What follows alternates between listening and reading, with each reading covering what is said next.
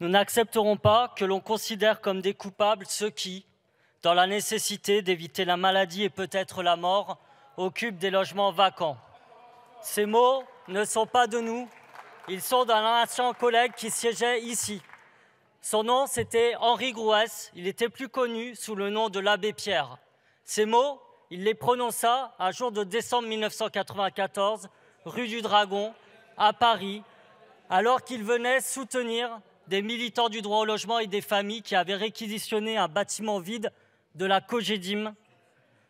Ces mots de l'abbé Pierre, il les dit parce qu'il disait alors que leur cause était juste et que quand les institutions ne font rien, il n'y a d'autre choix que de s'abriter là où l'on peut. En introduisant le fait qu'occuper tout type de logement vacant s'apparente à un vol avec 3 ans à 15 ans de prison ferme, vous glissez, monsieur le rapporteur, sur une pente dangereuse, qui n'est pas, contrairement à ce que vous avancez, la protection des petits propriétaires, mais la criminalisation de tous les mal logés.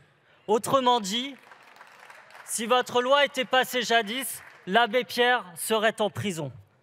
Pourtant, nous aurions espéré que dans un pays qui compte 4,1 millions de mal logés, 300 000 sans-abri, dont 42 000 enfants SDF, vous nous proposeriez enfin une loi à la hauteur des enjeux de mal logement. Au lieu de quoi, votre priorité est de répondre à la médiatisation constante, c'est dans l'exposé des motifs, d'un épiphénomène. Les affaires de squat ne concernent que 0,005% des logements recensés dans ce pays. 170 affaires par an, c'est autant que le nombre de députés Renaissance. 170 affaires par an, c'est 100 fois moins que les expulsions locatives. Madame Wargon, elle-même, ministre du Logement, a signifié que c'était un problème mineur qui ne méritait pas d'instrumentalisation politique. Madame Causse, ancienne ministre du Logement, dit de votre loi qu'elle va déréguler des années de travail sur la prévention des expulsions. Vous devriez leur prêter une oreille plus attentive qu'aux éditoriaux de CNews. Oui, il est évident ici pour tout le monde qu'il est inacceptable de rentrer chez soi et découvrir des gens qui s'y sont installés. C'est tellement inacceptable que nos anciens ont déjà légiféré sur le sujet, ça a été dit, avec une loi qui sanctionne l'occupation du domicile d'autrui, avec 1 an de prison et 15 000 € d'amende. La loi actuelle prévoit d'ailleurs sans délai l'expulsion des gens occupant le domicile, résidence secondaire ou principale. La notion de domicile est ainsi protégée nettement et ce n'est pas de ce type de squat dont se préoccupe d'ailleurs votre loi. Non, c'est surtout toutes les autres personnes qui sont juridiquement sans droit ni titre et victimes du mal logement qui sont visées. Qui protégez-vous réellement? Pas les petits retraités propriétaires bailleurs, comme vous dites. Sinon, vous auriez proposé la garantie universelle des loyers ou l'augmentation des pensions de retraite. Non, vous protégez les intérêts des multipropriétaires qui détiennent à eux seuls plus de 75% du parc locatif. Cela car avec votre loi, le domicile est désormais dissocié de la notion de lieu de vie. Un gros propriétaire pourra prétendre qu'un logement vide non meublé ou encore des immeubles de bureaux vacants laissés à l'abandon sont son domicile. Bienvenue en Absurdistan. Vous introduisez ici une nouvelle définition du domicile dangereuse, qui casse les codes juridiques admis, mais qui pose aussi une question de rapport au logement global. Vous devriez à ce sujet lire le livre de Mona Chollet, Chez soi, qui revient notamment sur ce qu'est le domicile. C'est un lieu de vie.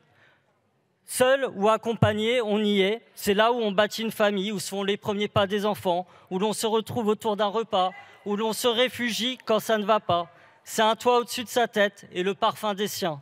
Être chez soi, ce n'est pas un logement laissé vide, sans meubles, sans âme, avec pour seule fonction de servir de bien de spéculation. C'est un lieu où se jouent aussi les rapports de domination entre les hommes et les femmes, qu'il convient de combattre pour viser à une égalité entre les sexes. Le logement est d'ailleurs souvent à la charge de la femme, assignée aux tâches domestiques par les stigmates patriarcaux qui perdurent dans notre société. Beaucoup d'associations de mal logés vous le diront. Quand un problème de logement survient, c'est sur la femme que repose le poids des problèmes. S'en prendre ici aux personnes en difficulté de logement, c'est aussi s'en prendre majoritairement aux femmes. Voici désormais quelques exemples concrets reçus dans nos permanences de gens qui, avec votre loi, vont se retrouver comme squatteurs et même voleurs. Guillaume est étudiant en droit, arrivé dans une grande ville qu'il ne connaît pas. Il a trouvé un logement, une sous-location. Un jour, la personne qui lui sous-loue le logement lui dit que le propriétaire doit récupérer son bien d'ici 1 mois, congé-vente. Guillaume fait une demande HLM, cherche un logement. Mais les prix des loyers, la caution, les feuilles de salaire sur 3 générations qu'on lui demande, Guillaume n'y arrive pas. Il stresse tous les matins de se retrouver à la rue, mais ne peut faire autrement. Selon vous, Guillaume est-il un squatteur? Aurore a 71 ans. Elle est retraitée, mais ne s'en sort pas avec ses 900 € par mois et un loyer qui augmente chaque année. Impayée, procédure d'expulsion, elle est reconnue expulsable. Aurore est-elle une voleuse? Elisabeth et son fils Bruno louent de manière informelle un logement à un marchand de sommeil qui les arnaque. Ils sont prioritaires d'Allo, mais attendent toujours. Sont-ils pour autant des squatteurs? Mes chers collègues, je vous invite à écouter l'orateur ou à minima. Non, je vous invite, s'il vous plaît, à écouter l'orateur. Et si vous souhaitez avoir des échanges, en bilatéral, vous sortez de l'hémicycle et vous allez poursuivre la discussion en dehors de l'hémicycle. Monsieur Piquemal, vous avez la parole. Merci. Chacun des collègues du groupe Renaissance peut venir me voir après plutôt que de m'invectiver à la tribune. Je finis mes exemples. Emmanuel est licencié de son travail. Il doit quitter son logement de fonction, mais il ne sait pas où traverser la rue pour trouver un abri. Emmanuel est-il un voleur? Voilà où vont mener vos exemples absurdes. J'en prends un dernier. 5 novembre 2018, Marseille, quartier de Noailles, rue d'Aubagne. Les bâtiments du 63 et 65 s'effondrent.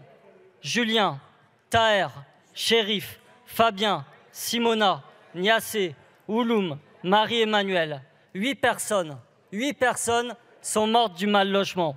Après la catastrophe, le Haut Comité pour le logement rendra public un rapport. Marseille, de la crise du logement à la crise humanitaire. Il y est constaté que les effondrements rue d'Aubagne ne sont pas le fait divers accidentel, mais résultent d'une continuité de dysfonctionnement des acteurs publics, mairie et État en tête. Des élus, les Républicains, sont épinglés pour la location ou la vente de logements insalubres, car oui, au 65 rue d'Aubagne, des personnes étaient victimes de marchands de sommeil.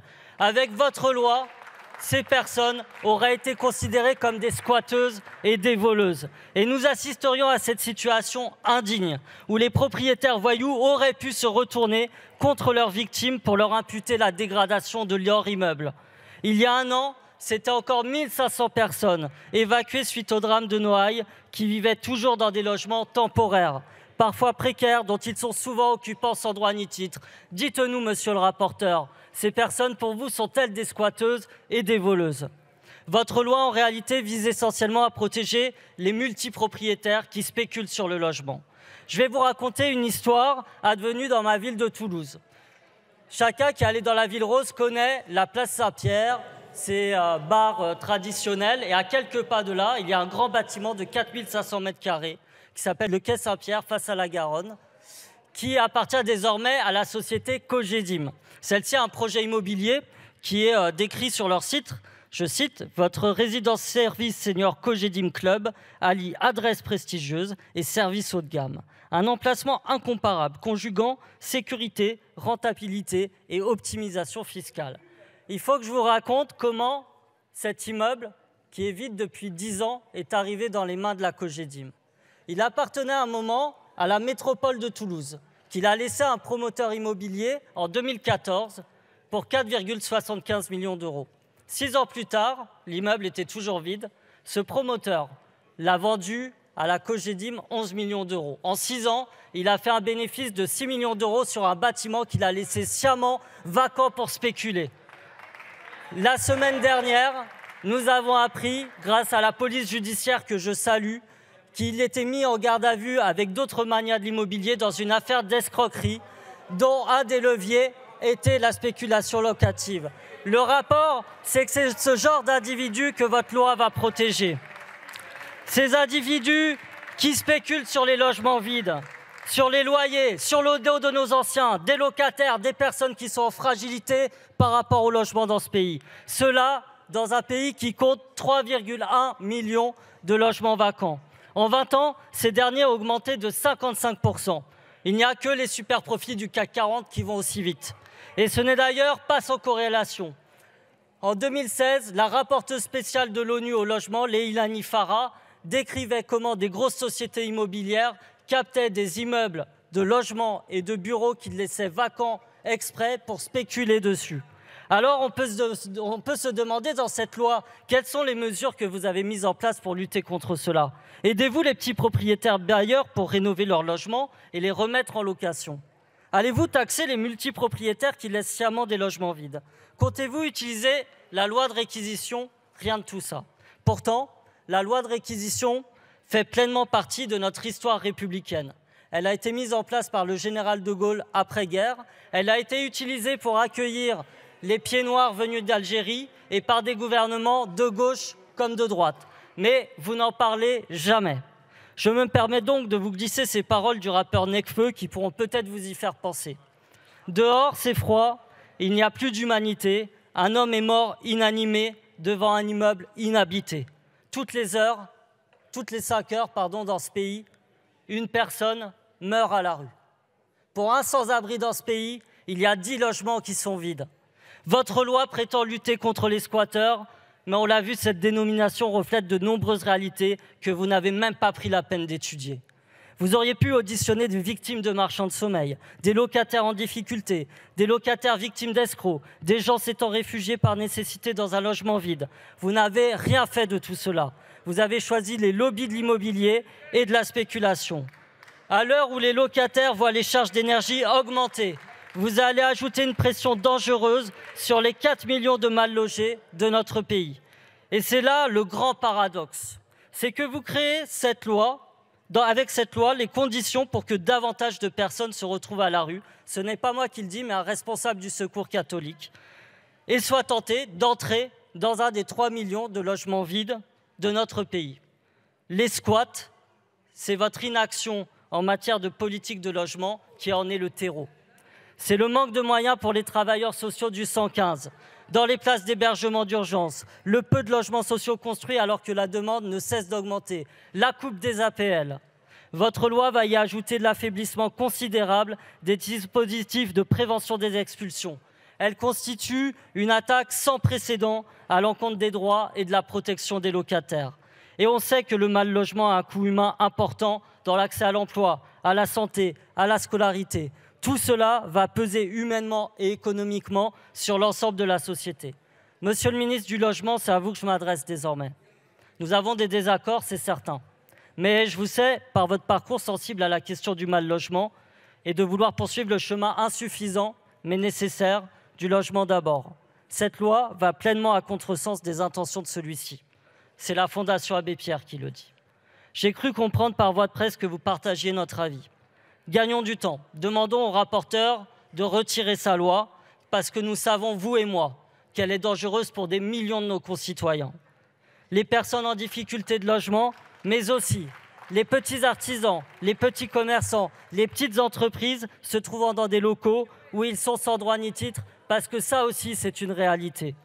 Il existe une autre voie pour améliorer les rapports locatifs, celle consistant à sécuriser aussi bien le locataire que le bailleur. Encadrer à la baisse les loyers, revaloriser les APL, mettre en place une sécurité sociale du logement. Ces dispositions et d'autres pourraient faire l'objet d'une grande loi sur le logement. Nous et nos collègues de la NUPES sommes disponibles pour vous faire de nombreuses propositions. Dans un pays où la crise du logement n'a jamais été aussi importante depuis des décennies, je finirai, Monsieur le ministre, chers collègues, par les mots de celui avec lequel j'ai commencé, l'abbé Pierre, qui, je l'espère, résonneront en vous autant qu'ils résonnent en nous. Gouverner, c'est d'abord loger son peuple. Merci.